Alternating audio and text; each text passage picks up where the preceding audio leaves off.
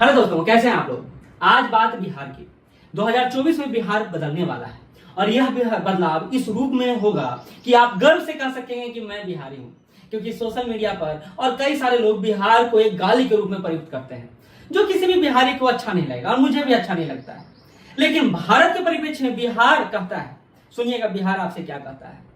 सीता की नगरी हूं मैं, विद्यापति का संसार हूं मैं, मां सीता का भाव हूं मैं, मां गंगा का श्रृंगार हूं मैं, हाँ जी बिहार हूं मैं। यही नहीं रुकता है, ये कहते हैं वाल्मीकि का रामायण हूं मैं। कौन बोल रहा है? बिहार बोल रहा है आपसे। पन्नी का व्याकरण हूं मैं, ज्ञान का भंडार हूं मैं, मिथिला का संस्कार हूं मैं, हाँ जी बिहार हूं मैं। बिहार की उपलब्धि को आप इस रूप में देख सकते हैं। इतिहास गवाह है कि बिहार सोने की खान रहा है। चाहे वो मगध हीरा में चले जाए, चाहे महाजनपद काल में चले जाए, तो आपको लगेगा कि बिहार, जिस बिहार की को आज हम लोग देख रहे हैं, इतिहास में वह बिहार बहुत अलग था और उसी गाथा को फिर से गढ़ने आ रहा है बिहार 2024 में। क्या क्या इंपॉर्टेंट डेवलपमेंट बिहार में होने जा रहा है, उसी की चर्चा में इस वीडियो में करने जा रहा हूं। शुरू से लेकर अंत तक सुनिएगा और अगर आपको कुछ और नया पता हो तो नीचे। देश का साल जाते जाते ना बिहार के लिए एक बहुत बड़ी उपलब्धि छोड़ गया और वो था बिहार में बिहार बिजनेस कनेक्ट 2023। 50,000 करोड़ से ज़्यादा का इन्वेस्टमेंट बिहार में आने वाला है और ये एक बहुत बड़ी बात है। और ये सारा इन्वेस्टमेंट आप 2024-25 में देखिएगा और बड़े बड़े इन्वेस्टमेंट हैं। पहला आप ये देख सकते हैं बिहार बिजनेस कनेक्ट 2023 में टॉप 10 इन्वेस्टर आपके सामने हैं और उसमें अडानी ग्रुप ने भारत के में तो बहुत बड़ा इन्वेस्टमेंट किया, लेकिन बिहार में भी 8700 करोड़ का इन्वेस्टमेंट करने जा रही है। Bharat petroleum corporation limited 7,386 crore का इन्वेस्टमेंट करने जा रही है। पटेल एग्रो इंडस्ट्रीज 5,230 करोड़ का इन्वेस्टमेंट करने जा रही है और होटल लेक इंटरनेशनल जो है अपना जो श्रृंखला है वो बिहार में बढ़ाने जा रहा है और 2200 करोड़ रुपए का इन्वेस्टमेंट करने जा रहा है। Indo European heart hospital 2200 crore का इन्वेस्टमेंट, देव इंडिया प्रोजेक्ट 1600 करोड़ का इन्वेस्टमेंट। तो ये बड़े इन्वेस्टमेंट है जो बिहार में आ रहे हैं, बहुत बड़े बड़े इन्वेस्टमेंट हैं और इससे बिहार का तस्वीर बदलेगा, इसमें बताने की जरूरत नहीं है। लेकिन सबसे पहले बिहार में प्रमुख इंफ्रास्ट्रक्चर का जो काम हो रहा है उसको देखना जरूरी है, क्योंकि आपने सुना होगा कि जो विकास का गाड़ी है ना वो सड़क से होकर गुजरता है और उसमें एक्सप्रेसवे की बात ना करें तो फिर ये आधा अधूरा होगा। बिहार का पहला सबसे बड़ा एक्सप्रेसवे हमारे प्रधानमंत्री मोदी जी ने इसको आगे बढ़ाया है, आमस दरभंगा एक्सप्रेसवे। हालांकि इसको बहुत पहले पूरा हो जाना चाहिए था, लेकिन बहुत सारी समस्याएं आ रही हैं, खास करके भूमि संबंधी समस्या आ रहा है, इसके कारण यह एक्सप्रेसवे अभी तक बन नहीं पाया है। लेकिन ये प्रोजेक्ट 2024 में आगे बढ़ेगा और इसी को लेकर यह कहा गया है कि 7 जिलों के साथ गया, पटना और दरभंगा एयरपोर्ट को भी जोड़ने का काम करेगा ये आमस दरभंगा एक्सप्रेसवे। जमीन अधिग्रहण के कारण काम फंसा हुआ है। 2024 तक बनकर तैयार होने का लक्ष्य था, लेकिन अभी चारों पैकेज का निर्माण शुरू नहीं हुआ है और इस बार यह निर्माण शुरू हो जाएगा, ऐसा उम्मीद किया जाना चाहिए।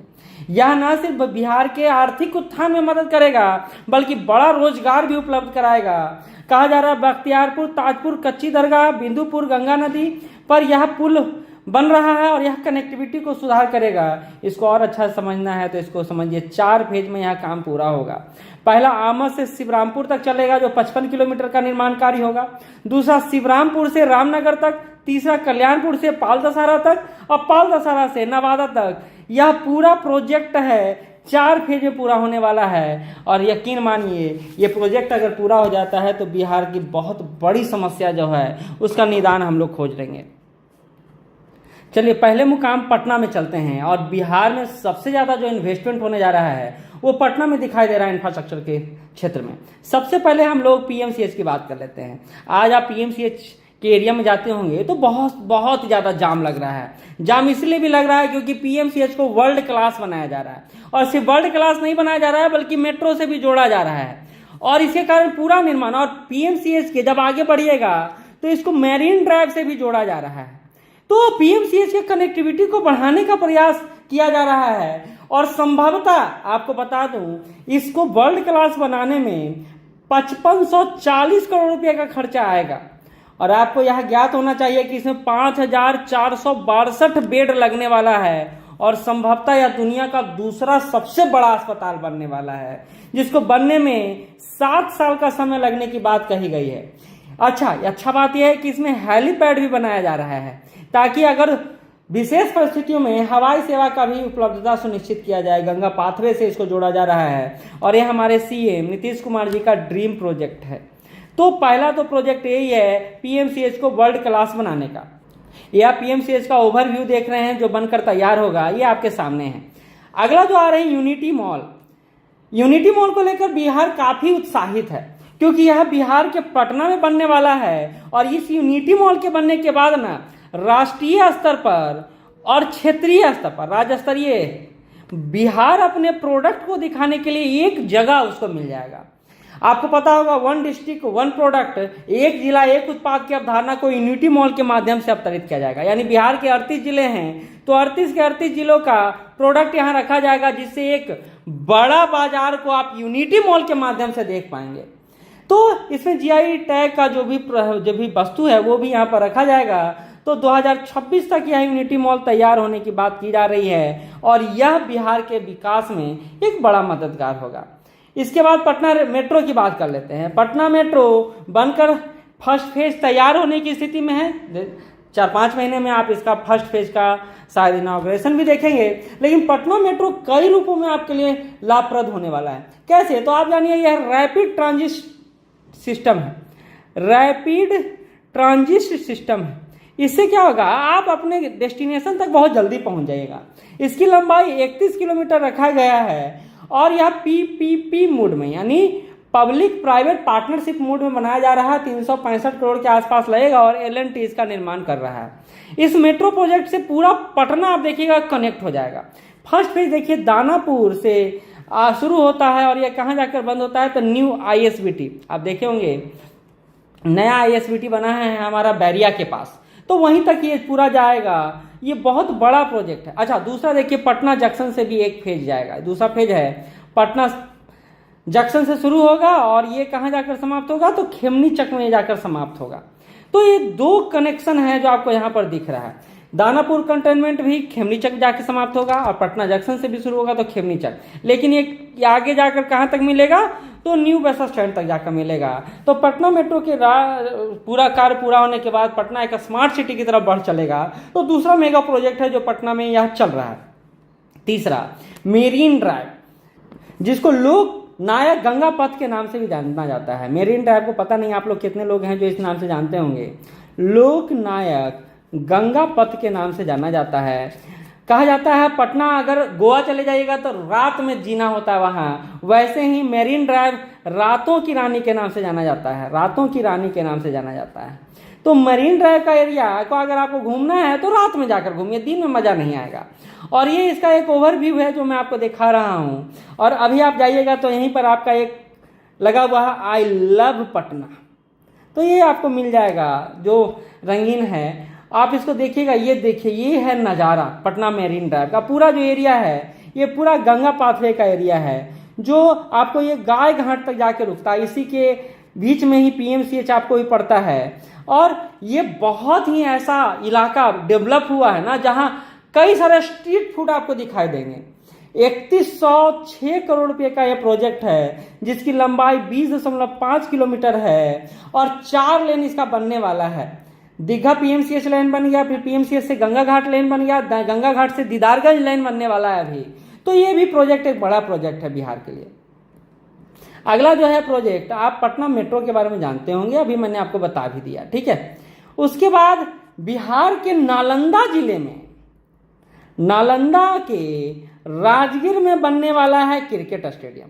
आप मोनुल हक में देखे होंगे, इस बार बहुत बेइज्जती हुआ बिहार सरकार को, क्योंकि मोनुल हक का जो स्थिति था ना बद से बदतर था। मतलब एक तरफ दीवार गिर रहा है, जानवर घूम रहे हैं, दूसरी तरफ मैच हो रहा है। बहुत ही ज़्यादा शर्मिंदा हुआ बिहार। और इसी बात को देखते हुए राजगीर में विश्व स्तरीय स्टेडियम बनाया जा रहा है। एक बहुत वर्ल्ड क्लास फैसिलिटी देगा जिसमें इंडोर गेम और आउटडोर गेम दोनों किया जाएगा।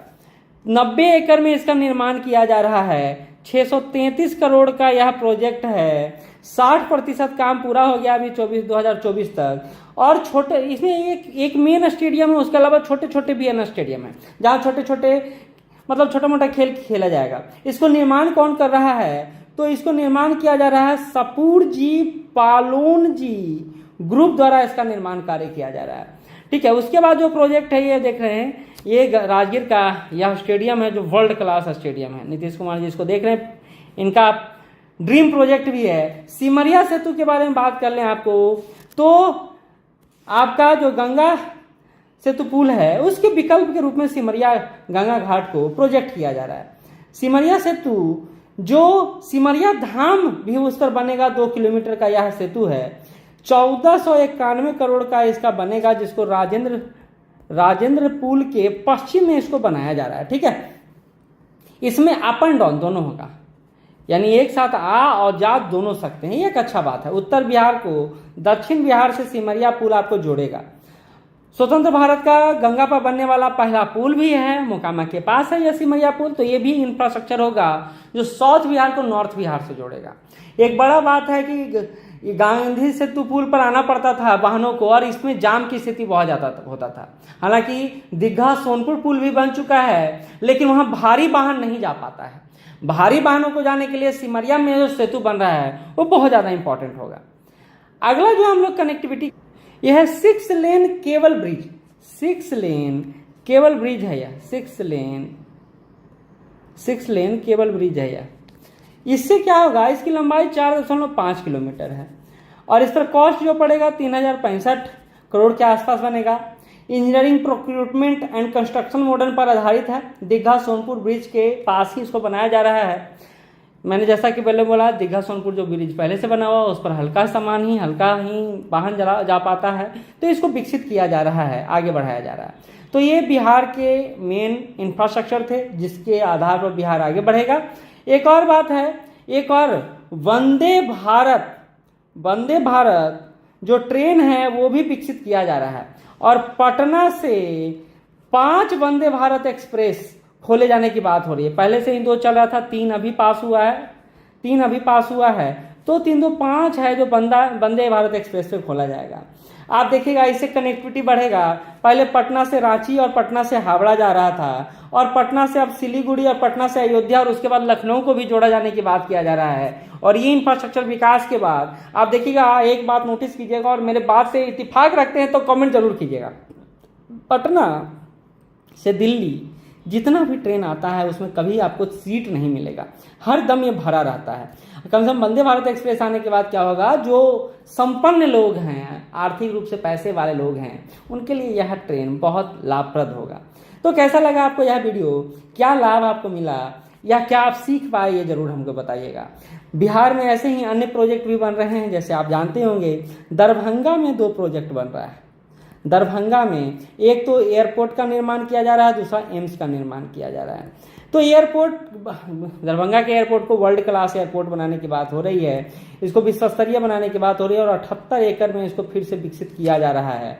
तो ये भी एक डेवलपमेंट है जो बिहार में आपको देखने को मिल रहा है। तो समय समय पर और भी कोई बड़ा इन्वेस्टमेंट होगा बिहार में तो हम लोग उस पर चर्चा करेंगे, और आप इसी तरह के अन्य वीडियो को देखने के लिए हमारे चैनल से जुड़ सकते हैं। धन्यवाद।